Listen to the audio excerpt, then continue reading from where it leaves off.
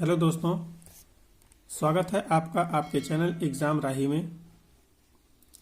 आशा है कि आप लोग स्वस्थ होंगे और अपनी पढ़ाई में निरंतरता बनाए रखे होंगे।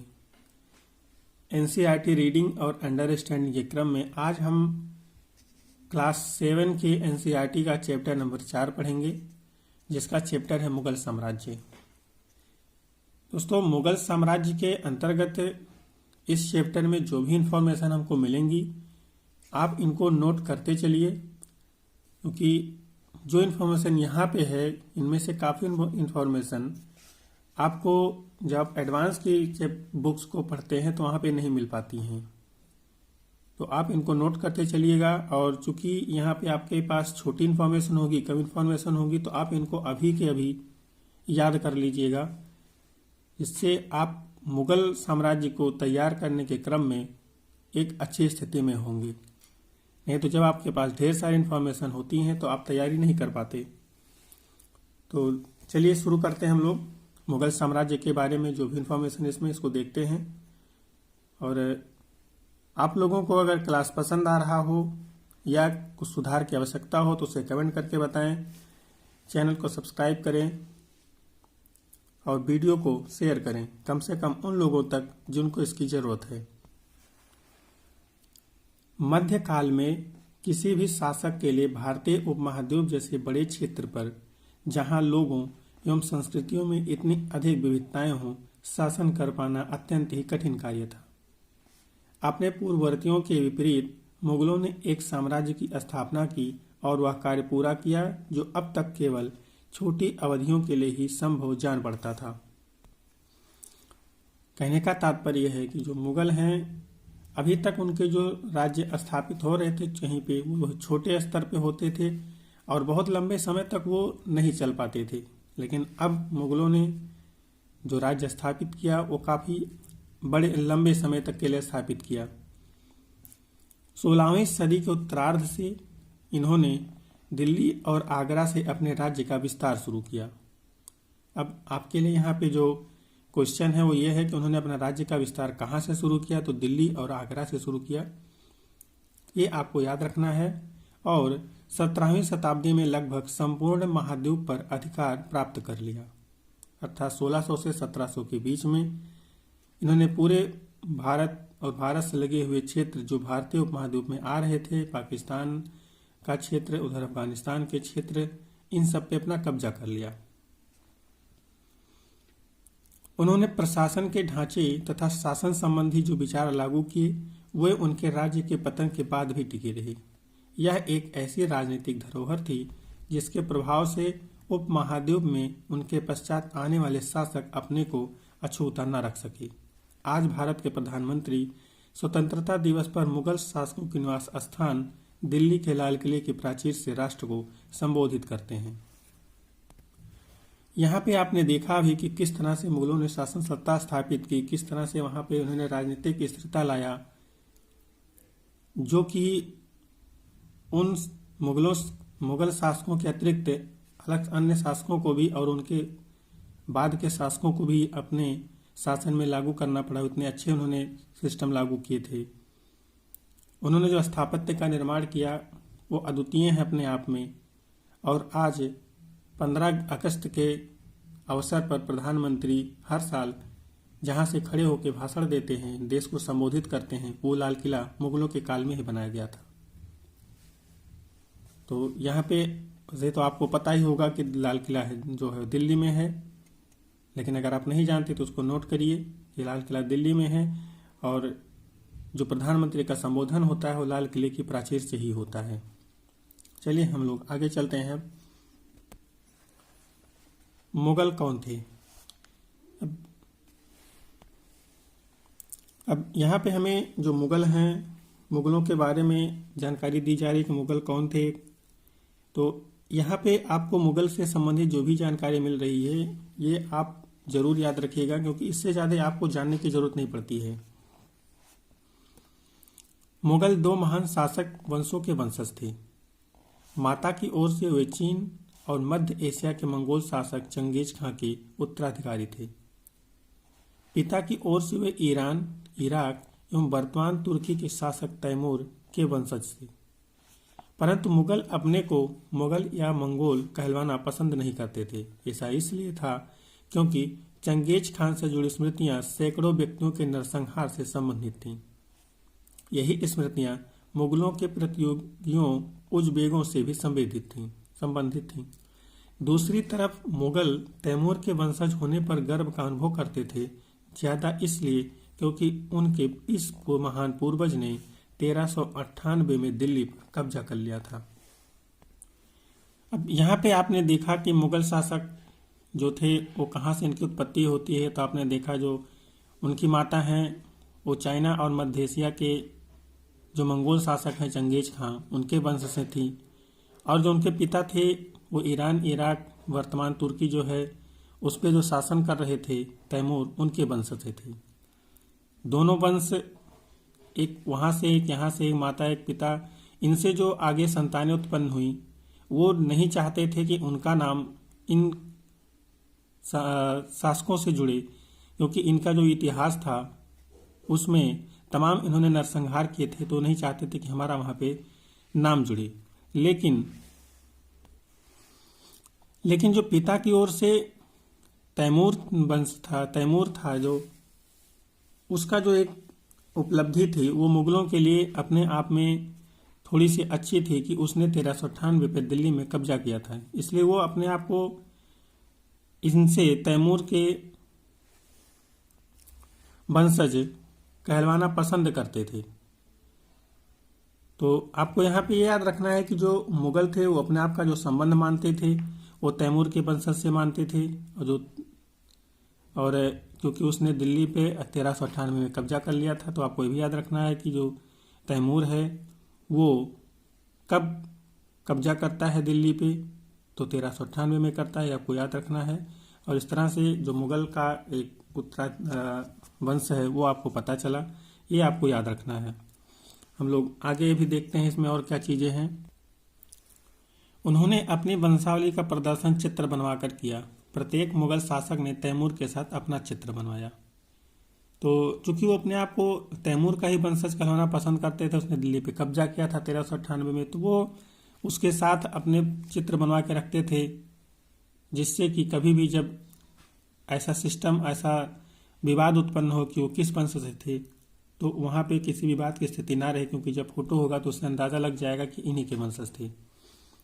अब हम मुगलों के सैन्य अभियान के बारे में पढ़ते हैं, इन्होंने कैसे सैन्य अभियान किया और कहाँ कहाँ पे किया।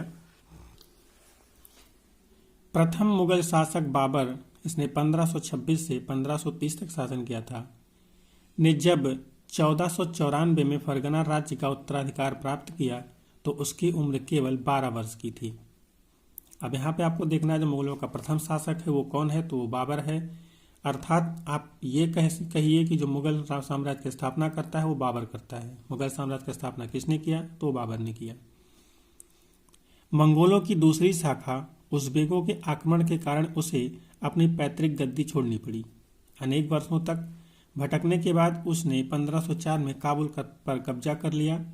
उसने 1526 में दिल्ली के सुल्तान इब्राहिम लोदी को पानीपत में हराया और दिल्ली और आगरा को अपने कब्जे में ले लिया। अब यहाँ पे आपको देखना है कि जो बाबर है उसने काबुल पर कब कब्जा किया, तो 1504 में किया। और 1526 ये इतिहास की एक बड़ी घटना है। इसमें बाबर ने जो दिल्ली का सुल्तान हुआ करता था, उसमें जो इब्राहिम लोदी है वो उस वक्त वहाँ का शासक है। 1526 में वो जो बाबर है वो इब्राहिम लोदी को युद्ध में पराजित कर देता है। ये जो युद्ध है ये पानीपत के युद्ध के नाम से प्रसिद्ध है। अर्थात पानीपत का युद्ध 1526 में बाबर और इब्राहिम लोदी के बीच होता है। इस युद्ध में बाबर को दिल्ली और आगरा पर कब्जा मिलता है। तालिका 1 में मुगलों के प्रमुख सैन्य अभियानों को दिखाया गया है, इसे ध्यान से पढ़िए। क्या आप इस लंबे घटनाक्रम में कोई पुनरावृत्ति ढूंढ सकते हैं? उदाहरण के लिए आप यह गौर करोगे कि अफगान मुगल सत्ता के लिए तत्कालिक खतरा थे। मुगलों और अहोम, सिखों एवं मेवाड़ और मारवाड़ के संबंधों पर भी गौर करें। सफाविद ईरान से अकबर और हुमायूं के संबंधों में क्या अंतर था? क्या औरंगजेब के शासन में गोलकुंडा और बीजापुर के अधिग्रहण से दक्कन में युद्ध का अंत हो पाया? चलिए हम आपको तालिका दिखाते हैं कि वहाँ पे जो मुगल शासक हैं वो अपने सैन्य अभियानों को किस तरह से कर रहे हैं और कहाँ कहाँ कर रहे हैं। आगे हम इसको देखते हैं।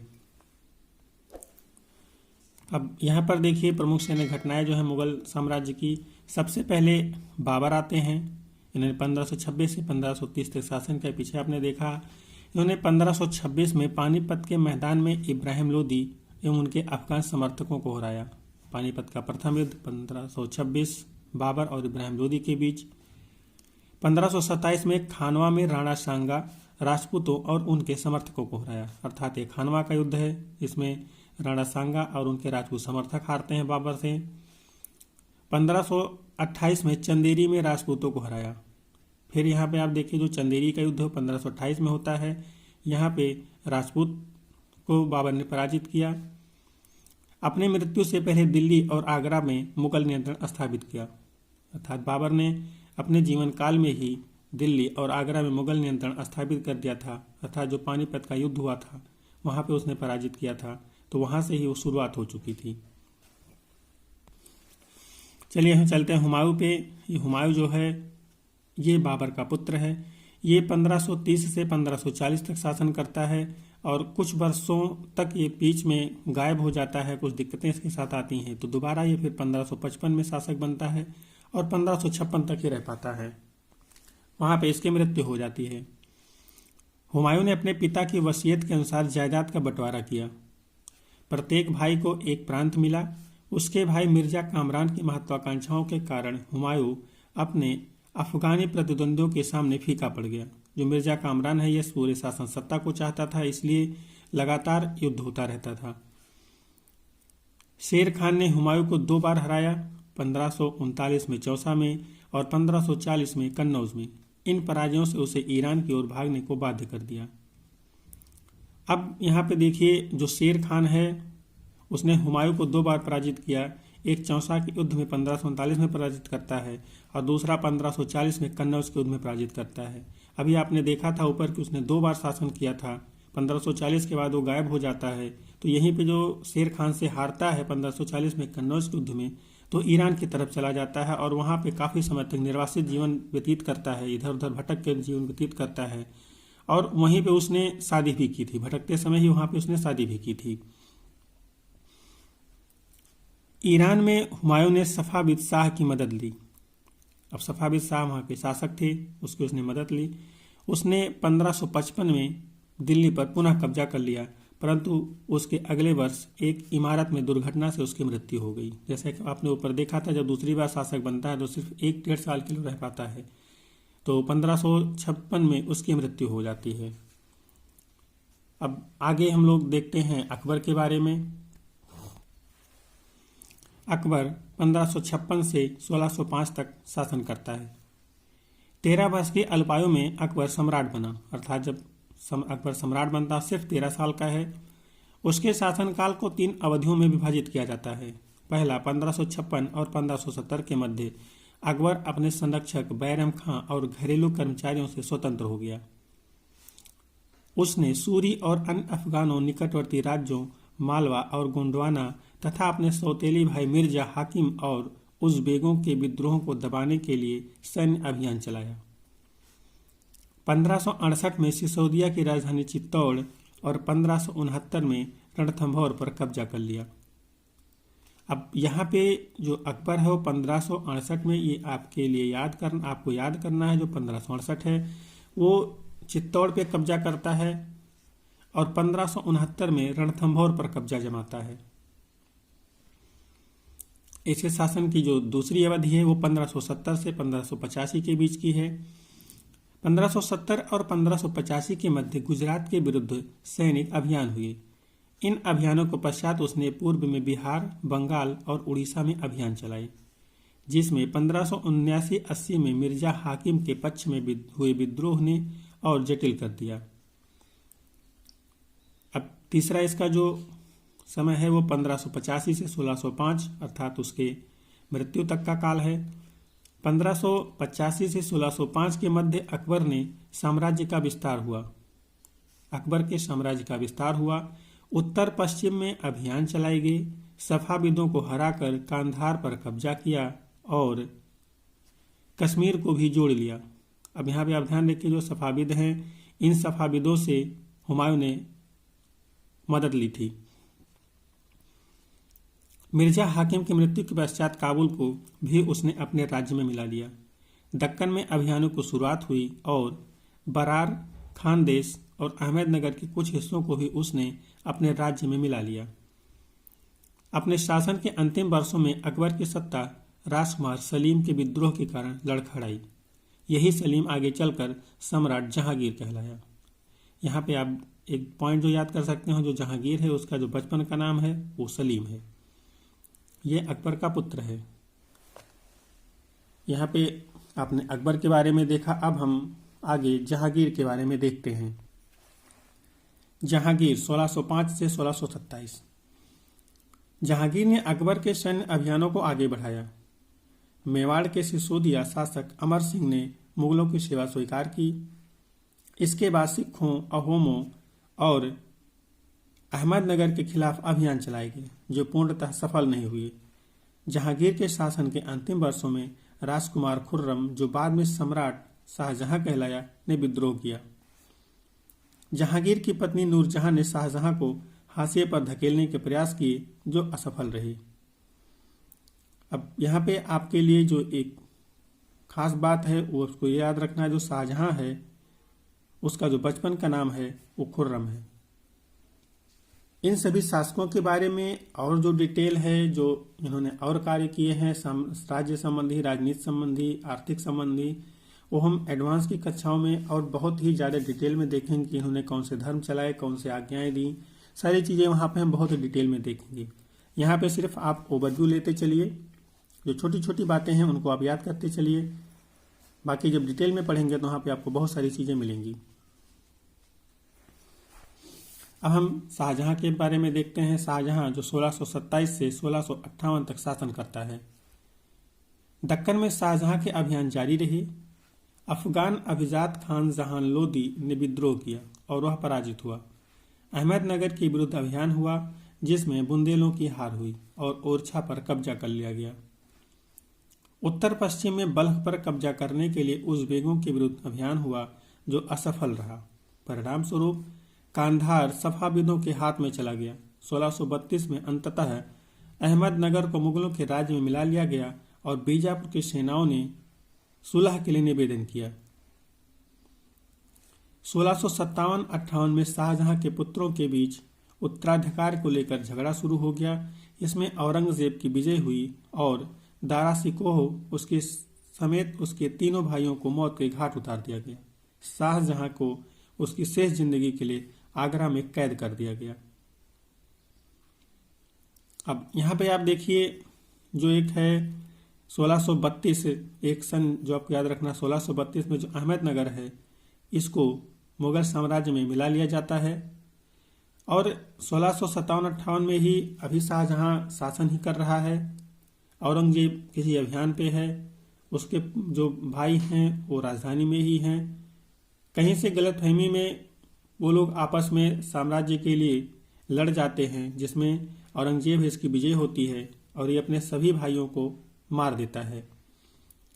साथ ही जो शाहजहां उसके पिता हैं उनको भी कारागार में डाल देता है और उनकी मृत्यु जो है कारागार में ही होती है। आगे हम लोग देखते हैं अभी औरंगजेब के बारे में। 1663 में उत्तर पूर्व में अहोमों की पराजय हुई, परंतु उन्होंने 1680 में पुनः विद्रोह कर दिया।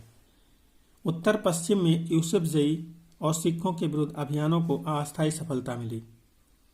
मारवाड़ के राठौर राजपूतों ने मुगलों के खिलाफ विद्रोह किया।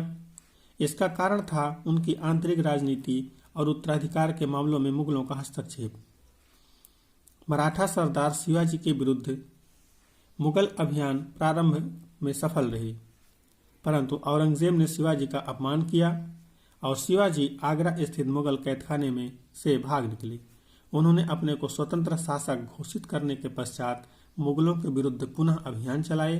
राजकुमार अकबर ने औरंगजेब के विरुद्ध विद्रोह किया, जिसमें उसे मराठों और दक्कन की सल्तनत का सहयोग मिला। अंततः वह सफाविद ईरान भाग गया।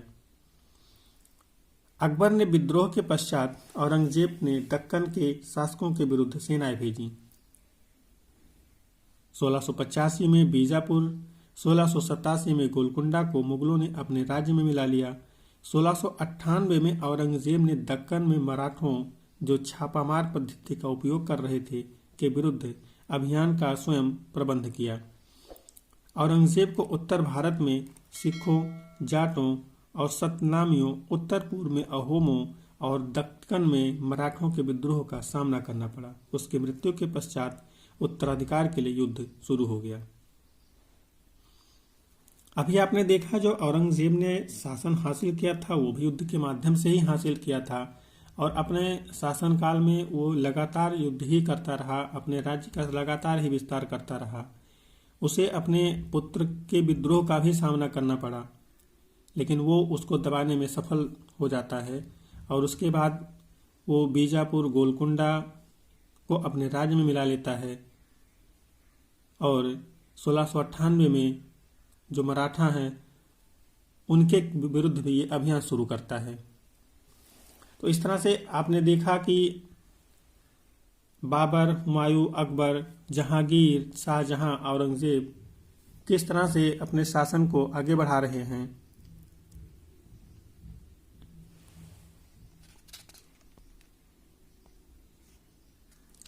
हम लोग आगे चलते हैं और देखते हैं कि आगे क्या चीज़ें हमको मुगलों के बारे में मिलती हैं। यहाँ पे हम लोग देखते हैं एक मैप है भारत का, जो उस 1605 के समय का ये मैप यहाँ पे दिखाया गया है। 1605 में इस पे अकबर का शासन है, और अकबर के शासन को यहाँ पे दर्शाया गया है कितनी दूर तक उसका शासन है। तो आप देखिए यहाँ पे जो भारत का उत्तरी क्षेत्र है, उत्तर भारत, ये पूरा इलाका ये आप इस तरह से देख सकते हैं। इधर पूर्वोत्तर भारत के को लेते हुए, पश्चिम बंगाल को लेते हुए, बिहार के राज्य को लेते हुए, हिमालय की तराई से लेकर के इधर अफगानिस्तान के पूरे एरिया को, पाकिस्तान और उसके आसपास के इलाकों को कवर करते हुए ये यहाँ गुजरात से आकर के और महाराष्ट्र के क्षेत्र के आसपास तक अकबर ने अपना शासन स्थापित किया था। इसमें आप देख सकते हैं कि जो अकबर का शासन का है वो कितने लंबे तक विस्तारित है। आगे हम लोग इस चैप्टर को देखते हैं। उत्तराधिकार की मुगल परंपराएं, अर्थात उत्तराधिकार के लिए राजा के बाद राजा कौन बनेगा उसकी जो परंपरा है उसमें देखते हैं क्या था। मुगल ज्येष्ठाधिकार के नियम में विश्वास नहीं करते थे, जिसमें ज्येष्ठ पुत्र अपने पिता के राज्य का उत्तराधिकारी होता था। इसके विपरीत उत्तराधिकार में वे सहदायाद की मुगल और तैमूर वंशों की प्रथा को अपनाते थे, जिसमें उत्तराधिकार का विभाजन समस्त पुत्रों में कर दिया जाता था। तो आपने देखा कि जो मुगलों में उत्तराधिकार की परंपरा है वो है कि वहाँ पे ज्येष्ठ पुत्र ही राजा नहीं बनेगा, बल्कि पिता की मृत्यु के बाद या पिता अगर चाहे तो अपने जीवन काल में ही अपने शासन को अपने सभी पुत्रों में बांट देगा। वो जितने भी इलाके उनके पास हों उनको अपने पुत्रों में बांट देगा। लेकिन इसके बावजूद भी उत्तराधिकार के लिए मुगलों में युद्ध होते रहे, और जो अपने आप को श्रेष्ठ साबित कर पाया उसने सत्ता पे कब्जा जमाया। मुगलों के अन्य शासकों के साथ संबंध हम लोग देखते हैं। तालिका 1 पे फिर से गौर करिए। आप पाएंगे कि मुगलों ने उन शासकों के विरुद्ध लगातार अभियान किए जिन्होंने उनकी सत्ता को स्वीकार करने से इनकार कर दिया। आपने पीछे भी देखा था हमने सभी शासकों के बारे में, उन्होंने कहाँ कहाँ पे अभियान कैसे कैसे चलाए। जब मुगल शक्तिशाली हो गए तो अन्य कई शासकों ने स्वेच्छा से उनकी सत्ता स्वीकार कर ली। राजपूत इसका एक अच्छा उदाहरण है। अनेकों ने मुगल घरानों में अपने पुत्रों के विवाह करके उच्च पद प्राप्त किए, परंतु कईयों ने विरोध किया। अर्थात अब जब मुगल बहुत ही वर्चस्वशाली हो गए हैं तो लोग इनकी सत्ता को और इनकी अधीनता को स्वीकार कर रहे हैं, यहाँ तक कि उनके घर में अपनी पुत्रियों का विवाह भी कर रहे हैं जिनके उनका संबंध अच्छा रहे। सिसोदिया राजपूत लंबे समय तक मुगलों की सत्ता को स्वीकार करने से इनकार करते रहे, परंतु जब वे हारे तो मुगलों ने उनके साथ सामान्य व्यवहार किया और उनकी जागीरें वतन जागीर के रूप में वापस कर दी। पराजित करने परंतु अपमानित न करने के बीच सावधानी से बनाए गए संतुलन की वजह से मुगल भारत के अनेक शासकों और सरदारों पर अपना प्रभाव बढ़ा पाए, परंतु इस संतुलन को हमेशा बरकरार रखना कठिन था। एक बार फिर तालिका 1 में देखें, गौर करें कि जब शिवाजी मुगल सत्ता स्वीकार करने आए तो औरंगजेब ने उनका अपमान किया। इस अपमान का क्या परिणाम हुआ? आप देखेंगे कि जो कुछ शासकों ने जिन्होंने किसी भी राज्य के राजा को पराजित किया तो उन्हें अपमानित नहीं किया, लेकिन जब औरंगजेब ने शिवाजी को एक तरह से पराजित तो नहीं कह सकते, लेकिन संधि के लिए जब वो उनके दरबार में गए तो उन्होंने उनको शिवाजी को बंदी बना लिया। इसका परिणाम ये हुआ कि जब शिवाजी वहां से भागने में सफल हुए तो उसके बाद उन्होंने मुगलों के विरुद्ध छापामार युद्ध को अपनाया और मुगलों को बुरी तरह से वो परेशान करते रहे। आगे हम लोग देखते हैं मनसबदार और जागीरदार। ये क्या होते थे मनसबदार और जागीरदार? जैसे जैसे साम्राज्य के में विभिन्न क्षेत्र सम्मिलित होते गए, वैसे वैसे मुगलों ने तरह तरह के सामाजिक समूहों के सदस्यों को प्रशासन में नियुक्त करना आरंभ किया।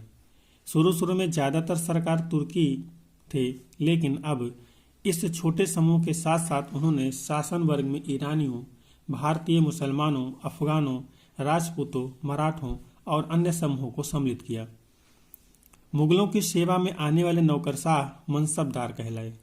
अब आपको यहाँ पे देखना है कि जो मुगलों की सेवा के लिए जो आ रहे थे नौकरशाह जो थे, उन्हें मनसबदार कहा जाता था। आगे हम मनसबदार के बारे में और डिटेल पढ़ेंगे कि मनसबदार क्या होते थे, कैसे होते थे, और भी चीजें पढ़ेंगे। मनसबदार शब्द का प्रयोग ऐसे व्यक्तियों के लिए होता था जिन्हें कोई मनसब यानी कोई सरकारी हैसियत अथवा पद मिलता था।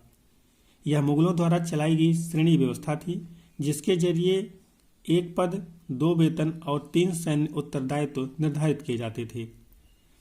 पद और वेतन का निर्धारण जात की संख्या पर निर्भर था।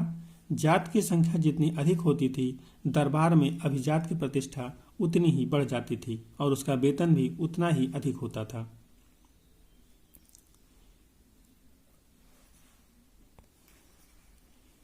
जो सैन्य उत्तरदायित्व मनसबदारों को सौंपे जाते थे, उन्हीं के अनुसार उन्हें घुड़सवार रखने पड़ते थे। मनसबदार अपने सवारों को निरीक्षण के लिए लाते थे। वे अपने सैनिकों के घोड़ों को दगवाते थे एवं सैनिकों का पंजीकरण करवाते थे। इन कार्यवाहियों के बाद ही उन्हें सैनिकों को वेतन देने के लिए धन मिलता था। यहाँ जो घोड़े दगवाने की बात कर रहा है, उसका मतलब घोड़ों का एक प्रकार से जैसे आज के समय में होता है, सबका एक नंबर होता है, उस तरह से यहाँ पे होता था कि हाँ ये इस जात का है और इस मनसबदार का है। इस टाइप से उसका सिस्टम था। हम लोग इसके बारे में जब एडवांस की कक्षा क्लास में चलेंगे तो वहाँ पे देखेंगे कि ये जो प्रथा थी घोड़े दगवाने की वो कब शुरू हुई थी, किसने शुरू किया था, उसको हम लोग देखेंगे। मनसबदार अपना वेतन राजस्व एकत्रित करने वाली भूमि के रूप में पाते थे, जिन्हें जागीर कहते थे, और जो तकरीबन इक्ताओं के समान थी। अब जागीर, इक्ता, मनसबदार ये सब हम पढ़ेंगे, बहुत ही डिटेल में पढ़ेंगे। अभी आप इनका नाम जानिए कि ये मुगल सैन्य शासन से संबंधित हैं। परंतु मनसबदार मुक्तियों से भिन्न अपने जागीरों पर नहीं रहते थे और न ही उन पर प्रशासन करते थे। उनके पास अपनी जागीरों से केवल राजस्व एकत्रित करने का अधिकार था। यह राजस्व उनके नौकर उनके लिए एकत्र करते थे, जबकि वे स्वयं देश के किसी अन्य भाग में सेवारत रहते थे। अकबर के शासनकाल में इन जागीरों का सावधानीपूर्वक आकलन किया जाता था ताकि इनका राजस्व मनसबदार के वेतन के तकरीबन बराबर रहे। औरंगजेब के शासनकाल तक पहुंचते पहुंचते स्थिति बदल गई। अब प्राप्त राजस्व मनसबदार के वेतन से बहुत कम था। मनसबदारों की संख्या में भी अत्यधिक वृद्धि हुई, जिसके कारण उन्हें जागीर मिलने से पहले एक लंबा इंतजार करना पड़ता था। इन सभी कारणों से जागीरों की संख्या में कमी हो गई। फलस्वरूप कई जागीरदार जागीर रहने पर यह कोशिश करते थे कि वे जितना राजस्व वसूल सकें कर लें। अपने शासनकाल के अंतिम वर्षों में औरंगजेब इन परिवर्तनों पर नियंत्रण नहीं रख पाया। इस कारण किसानों को अत्यधिक मुसीबतों का सामना करना पड़ा, क्योंकि अब जो जागीरदार हैं वो मनमाने तरीके से राजस्व वसूल कर रहे हैं, जिससे किसानों की स्थिति अब बुरी हो जा रही है, क्योंकि जो वो पैदा कर पा रहे हैं उससे ज़्यादा या उतना ही उनसे ले लिया जाता है। कई बार उनके ऊपर जो एक कहते हैं कर्ज हो जा रहा है कि अगली बार जैसे ही फसल होती है मनसादार पूरा ही लेके चला जाता है, पूरे साल खाने के लिए उनके पास कुछ नहीं बचता है। अब हम यहाँ पे देखते हैं जब्त और जमींदार के बारे में। मुगलों की आमदनी का प्रमुख साधन किसानों की उपज से मिलने वाला राजस्व था। अधिकतर स्थानों पर किसान ग्रामीण कुलीनों यानी कि मुखिया या स्थानीय सरदारों के माध्यम से राजस्व देते थे। कुलीन का अर्थ होता है बड़े लोग, आप ध्यान रखिएगा, उच्च वर्ग के लोग। कुलीन का अर्थ होता है उच्च वर्ग के लोग। समस्त मध्यस्थों के लिए, चाहे वे स्थानीय ग्राम के मुखिया हों या फिर शक्तिशाली सरदार हों, मुगल एक ही शब्द जमींदार का प्रयोग करते थे।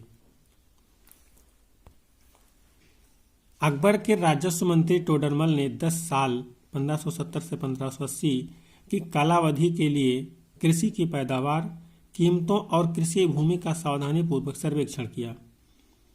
इन आंकड़ों के आधार पर प्रत्येक फसल पर नकद के रूप में कर निश्चित कर दिया गया। प्रत्येक सूबे को राजस्व मंडलों में बांटा गया और प्रत्येक की हर फसल के लिए राजस्व दर की अलग सूची बनाई गई। राजस्व प्राप्त करने की इस व्यवस्था को जब्त कहा जाता था।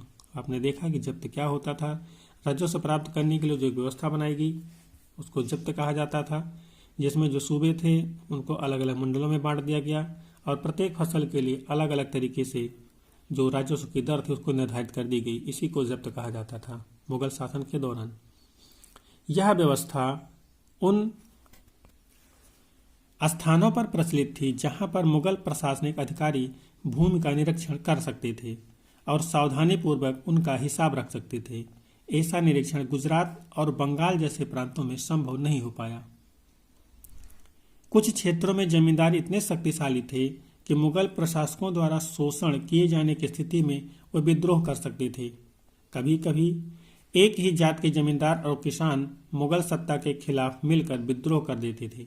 17वीं शताब्दी के आखिर में ऐसे किसान विद्रोहों ने मुगल साम्राज्य के अस्थायित्व को चुनौती दी। आपने देखा कि जब जनता में आक्रोश होगा, जनता में असंतोष होगा, तो वो आपके खिलाफ विद्रोह करेगी। जमींदार जब बहुत ही ज्यादा शक्तिशाली हो जाएगा तो विद्रोह करेगा, अपने आप को स्वतंत्र घोषित करेगा। ये हम पीछे से ही पढ़ते आ रहे हैं। मुगल काल में भी जब शासक की स्थिति कमजोर हो गई, शासक कमजोर हुआ और शासन पर नियंत्रण रखने में अक्षम हो गया, तो वहाँ पे भी उसके खिलाफ तमाम उसके जो जमींदार थे, उसके मातहत थे, उन्हें विद्रोह किया और उन्होंने किसानों को साथ लेकर के विद्रोह किया। यहाँ पे एक हम लोग एक्स्ट्रा इन्फॉर्मेशन को देखते हैं, अकबरनामा और आईने अकबरी। अकबर ने अपने करीबी मित्र और दरबारी अबुल फजल को आदेश दिया कि वह उसके शासनकाल का इतिहास लिखे। अबुल फजल ने यह इतिहास 3 जिल्दों में लिखा और इसका शीर्षक है अकबरनामा। अर्थात अगर हम कहें अकबरनामा किसने लिखा था तो अबुल फजल ने लिखा था। किसके कहने पे लिखा था तो अकबर के कहने पे लिखा था। इसमें क्या चीजें लिखी गई हैं तो अकबर के शासनकाल से संबंधित बातें इसमें लिखी गई हैं।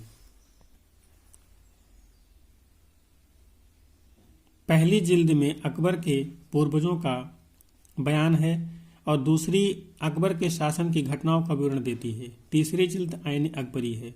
अर्थात यहाँ पे कई बार आईने अकबरी के नाम से भी पूछा गया है कि आईने अकबरी किसने लिखा था, क्योंकि जो आईने अकबरी है वो अकबरनामा का ही एक पार्ट है। फिर भी इसको अलग से पूछा गया है कई बार, तो इसको भी आप याद रखिएगा। इसे भी अबुल फजल ही लिखता है और ये अकबरनामा का एक हिस्सा है। आईने अकबरी में जो है इसमें अकबर के प्रशासन, घराने, सेना, राजस्व और साम्राज्य के भूगोल का ब्यौरा मिलता है। इसमें समकालीन भारत के लोगों की परंपराओं और संस्कृतियों का भी विस्तृत वर्णन है। आईने अकबरी का सबसे रोचक आयाम है विविध प्रकार के चीजों, फसलों, पैदावार, कीमतों, मजदूरी और राजस्व का सांख्यिकी विवरण। इस तरह से आप देखते हैं कि आईने अकबरी में और अकबरनामा में क्या चीजें लिखी गई हैं। हम देखते हैं कि अकबर के शासन की जो नीतियां थीं वो किस तरीके से थीं। प्रशासन के मुख्य अभिलक्षण अकबर ने निर्धारित किए और इनका विस्तृत वर्णन अबुल फजल की अकबरनामा विशेषकर आईने अकबरी में मिलता है। अबुल फजल के अनुसार साम्राज्य कई प्रांतों में बटा हुआ था जिन्हें सूबा कहा जाता था। सूबों के प्रशासक सूबेदार कहलाते थे, जो राजनैतिक तथा सैनिक दोनों प्रकार के कार्यों का निर्वाह करते थे। अर्थात जो सूबा था उसके जो प्रशासक वो सूबेदार कहे जाते हैं, ये आपको याद रखना है। प्रत्येक प्रांत में एक वित्तीय अधिकारी भी होता था जो दीवान कहलाता था। अर्थात जो वित्तीय अधिकारी वो दीवान कहा जाता है। कानून और व्यवस्था बनाए रखने के लिए सूबेदार को अन्य अफसरों का सहयोग प्राप्त था, जैसे कि बख्शी सैनिक वेतनाधिकारी, सदर धार्मिक और धर्मार्थ किए जाने वाले कार्य का मंत्री, फौजदार सेना नायक और कोतवाल नगर पुलिस का अधिकारी था। अब यहाँ पे आपने 3-4 पदों को देखा है, जिसमें बख्शी जो सैनिक वेतन अधिकारी है, सैनिक को वेतन देता है। सदर जो है धार्मिक कार्यों का मंत्री है। जो फौजदार है वो सेना नायक है, और जो कोतवाल है नगर पुलिस का अधिकारी है। ये आपको यहाँ पे याद रखना है। अकबर के अभिजात बड़ी सेनाओं का संचालन करते थे और बड़ी मात्रा में वो राजस्व खर्च कर सकते थे। जब तक वो वफादार रहे, साम्राज्य का कार्य सफलतापूर्वक चलता रहा, परंतु 17वीं सदी के अंत तक कई अभिजातों ने अपने स्वतंत्र ताने बाने बुन लिए। साम्राज्य के प्रति उनकी वफादारी उनके निजी हितों के कारण कमजोर पड़ गई।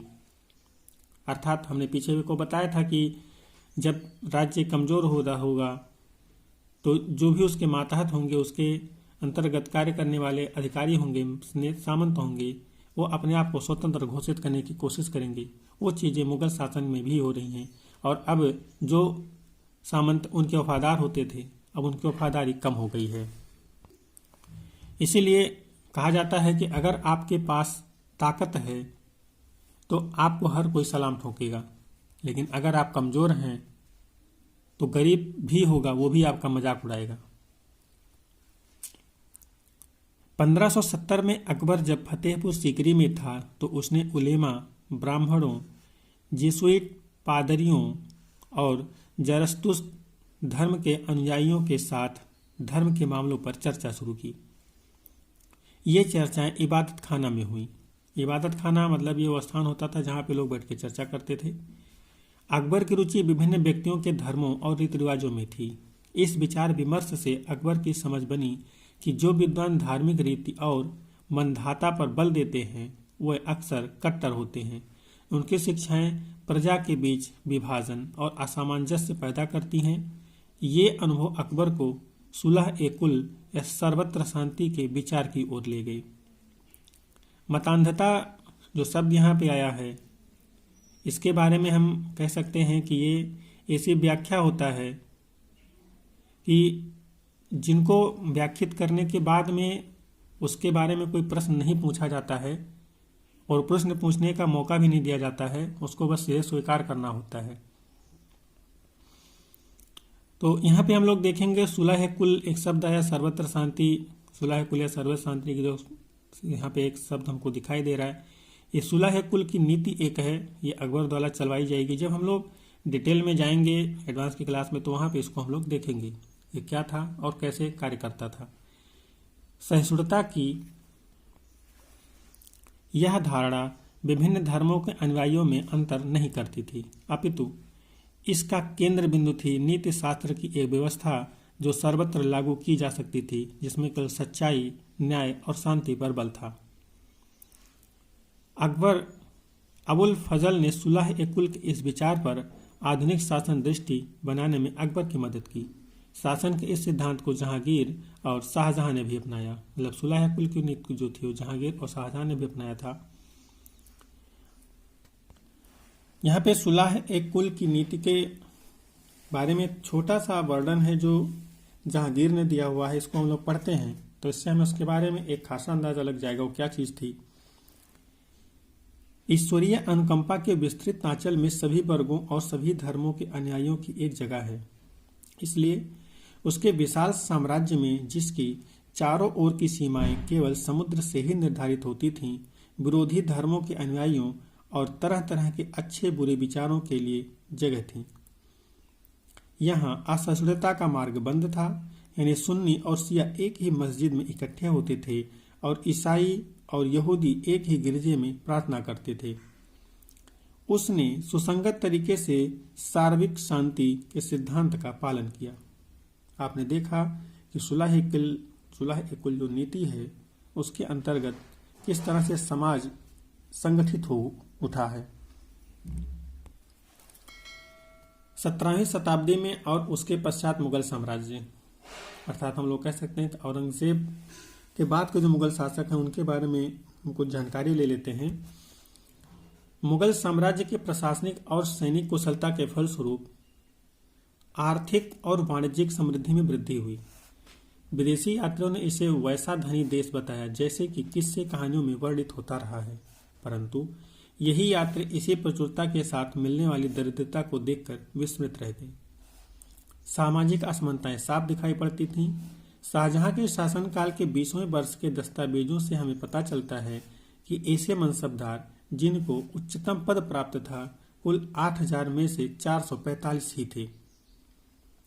कुल मनसबदारों की एक छोटी संख्या 5.6% को ही साम्राज्य के अनुदानित राजस्व का 61.5% ही उन्हें तथा उनके सवारों को वेतन के रूप में दिया जाता था। अर्थात अब जो साम्राज्य का स्थिति है वो बिगड़ रही है, मनसबदार कम हो रहे हैं, जिसका जो कारण है वो यही है कि जो मुगल शासक हैं वो अब योग्य नहीं रह गए हैं।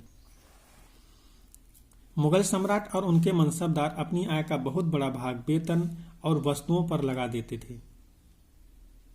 इस खर्चे से शिल्पकारों और किसानों को लाभ होता था क्योंकि वे वस्तुओं और फसलों की पूर्ति करते थे, परंतु राजस्व का भार इतना था कि प्राथमिक उत्पादकों, किसान और शिल्पकारों के पास निवेश के लिए बहुत कम धन बचता था। इनमें से जो बहुत गरीब थे मुश्किल से ही पेट भर पाते थे। वे उत्पादन शक्ति बढ़ाने के लिए अतिरिक्त संसाधनों में, औजारों और अन्य वस्तुओं में निवेश करने की बात सोच भी नहीं सकते थे। ऐसी अर्थव्यवस्था में ज्यादा धनी किसान, शिल्पकारों के समूह, व्यापारी और महाजन ज्यादा लाभ उठाते थे। अब आप यहाँ पे देख रहे हैं कि जो मुगल सम्राट हैं वो उनकी जो आय है वो ज़्यादा से ज़्यादा उसका जो भाग है वो वेतन देने पे और अपने लिए विलासिता की वस्तुएं खरीदने पे लगा दे रहे हैं। इसका जो इफेक्ट है वो लास्ट में जाकर के समाज के निचले तबके पे पड़ रहा है, क्योंकि उनसे जो टैक्स है वो ज़्यादा मात्रा में वसूला जाएगा, तो उनकी स्थिति और बुरी होगी। और जब अर्थव्यवस्था अच्छी स्थिति में ना चल रही हो तो उसका जो सबसे ज़्यादा फायदा होता है वो व्यापारी उठाते हैं। तो यहाँ भी उनके साथ यही हो रहा है। मुगलों के शासन सत्ता में ये चीज़ें हो रही हैं कि अब कहीं ना कहीं शासन लड़खड़ा रहा है। मुगलों के कुलीन वर्ग के हाथों में बहुत धन और संसाधन थे, जिनके कारण 17वीं सदी के अंतिम वर्षों में वे अत्यधिक शक्तिशाली हो गए। जैसे जैसे मुगल सम्राट की सत्ता पतन की ओर बढ़ती गई, वैसे वैसे विभिन्न क्षेत्रों में सम्राट के सेवक स्वयं ही सत्ता के शक्तिशाली केंद्र बनते गए। इनमें से कुछ ने नए वंश स्थापित किए और हैदराबाद एवं अवध जैसे प्रांतों में अपना नियंत्रण जमाया। यद्यपि दिल्ली के मुगल सम्राट को स्वामी के रूप में मान्यता देते रहे, तथापि 18वीं शताब्दी तक साम्राज्य के कई प्रांत अपनी स्वतंत्र राजनीतिक पहचान बना चुके थे। इस बारे में हम आगे अध्याय में पढ़ेंगे। तो देखा आपने कि जैसे ही केंद्र कमजोर होगा वैसे ही राज्य जो होंगे उसके, या जो उसके मातहत होंगे या उसके सामंत होंगे या उसके अधीन जो राज्य होंगे वो अपने आप को स्वतंत्रता की तरफ ले जाने की कोशिश करेंगे।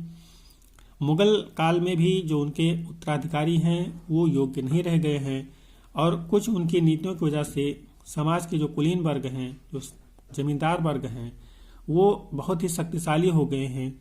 कुछ जो उनके राज्य थे उन्होंने जीता था और वापस उनको कर दिया था वहाँ के राजाओं को, वो भी अब सिर उठाने लग गए हैं क्योंकि केंद्र कमजोर है।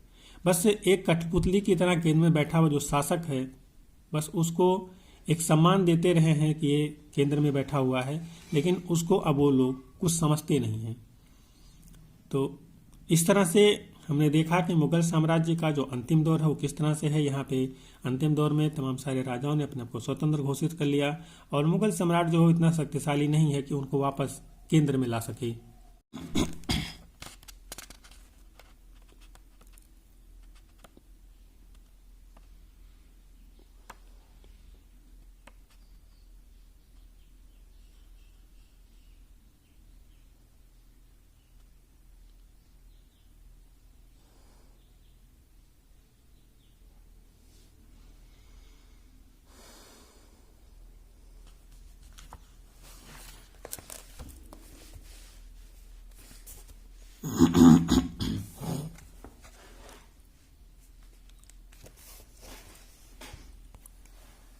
हम इस चैप्टर के कुछ क्वेश्चन जो हैं उनको देखते हैं। जैसा कि मैं फिर आपसे बोल रहा हूँ, हर चैप्टर के एंड में मैं आपसे यही बोलता हूँ कि आप इनसे क्वेश्चंस को करिए। इन क्वेश्चन को करने से आपका जो फायदा होगा वो ये होगा कि आपके दिमाग की जो सोचने की क्षमता है, आउटपुट निकालने की जो क्षमता है, उसमें वृद्धि होगी। आप लिखिए, चीज़ों को मिलाइए, इससे आप अपने आप में अपने पढ़ाई के प्रति एकाग्र होंगे और चीज़ें जो है आपकी अपने आप शार्प बनती जाएंगी। जो जहाँ पे जरूरी होगी वो वहीं पे आउटकम के रूप में आएगी। नहीं तो आप जब नहीं लिखेंगे तो कभी भी आप जब लिखना शुरू करेंगे तो जो चीज़ें आपको नहीं चाहिए वो भी आउटकम के रूप में बाहर आएंगी। तो आप क्वेश्चंस को करिए और क्वेश्चन को लिखिए, ये आपके मेंस में बहुत ही हेल्पफुल होंगे। आज अभी अगर आप अभी से शुरू करेंगे, थोड़ा थोड़ा शुरू करेंगे, तो धीरे धीरे जैसे एक दोहा है, रसरी कावत जात ते सिल पे बढ़त निशान। रस्सी से पत्थर पे निशान बनाया जा सकता है, तो इसमें भी आप जो थोड़ा थोड़ा लिखते रहेंगे तो आपका जो लिखने का तरीका है, लिखने का जो आपके पास शब्दकोश है वो बढ़ता जाएगा और जो अच्छी चीज़ें हैं वही बाहर आएंगी। पीछे आपको मैच करने के लिए दिया था, यहाँ पे आपको रिक्त स्थान दिया हुआ है, इसको आपको भरना है। आप इसको पढ़िए और इसको भरिए। आप यहाँ इस वीडियो को पॉज कर सकते हैं और इस क्वेश्चन को कर सकते हैं, या इसको कहीं आप लिख लीजिए। इन सारे क्वेश्चंस को आपने देखा भी, ये इस चैप्टर के लगभग क्वेश्चन आपको दिख चुके हैं और अब आपकी जो जिम्मेदारी है क्वेश्चंस लिखने की वो आपकी है। मैं सिर्फ कह सकता हूँ, करना आपको है। तो इस आशा के साथ कि आप लोग हमारी बातों को मान रहे होंगे, थोड़ा थोड़ा करके अपने ज्ञान में वृद्धि करते चल रहे होंगे और जो भी चीज़ें नोट के रूप में आपके पास आ रही हैं उनको आप बार बार रिवीजन करके कंठस्थ करते चल रहे होंगे। मैं आपसे बार बार बोलता हूं कि आप जब थोड़ी थोड़ी चीज़ें कंठस्थ करते हैं तो एक समय में वो चीज़ें बड़ी हो जाती हैं, लेकिन जब आप बड़ी चीज़ों को एक साथ कंठस्थ करते हैं तो वो ना तो आपकी छोटी में रह जाती है ना बड़ी में रह जाती है और आप ऊब जाते हैं और वो आपको सिर्फ कुछ देर के लिए याद होती है, बाद में वो फिर आपके लिए जीरो हो जाती है। प्रैक्टिस बहुत ही ज़रूरी है, आप प्रैक्टिस करते रहिए। लिखने का प्रैक्टिस, याद करने का प्रैक्टिस, चीज़ों को बार बार समझने का प्रैक्टिस। तो इसके साथ इस चैप्टर को यहाँ पे हम लोग ख़त्म करते हैं।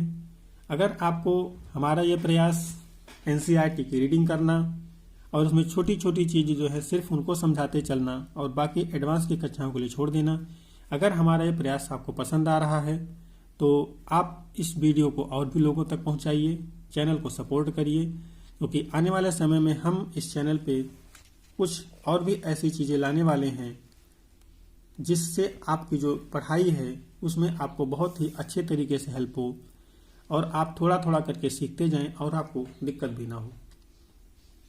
चलिए इस क्लास को यहाँ पे एंड करते हैं। अगली क्लास तक के लिए जय हिंद।